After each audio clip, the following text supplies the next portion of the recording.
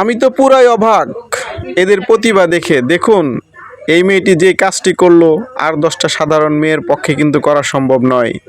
এজন্য ভাই আসলে প্র্যাকটিস থাকলে আর প্রতিভা থাকলে কি করা যায়, এই ভিডিওটি কিন্তু তাই আমরা দেখলাম। দেখুন ভাই, পরবর্তীতে দেখুন এই ভাইটি একটা প্রতিভা দেখাতে গিয়ে কেমন একটা বিপদে পড়ে গেল এবং কি ধরনের একটা মাইর খেলো রে ভাই।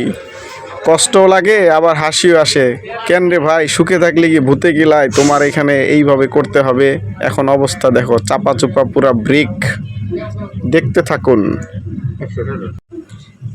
ওনার কি পরিমাণ ট্যালেন্ট। দেখুন, উনি লুকিং গ্লাসকে মোবাইলের টাচ স্ক্রিন বানিয়ে জুম এবং জুম আউট করছে।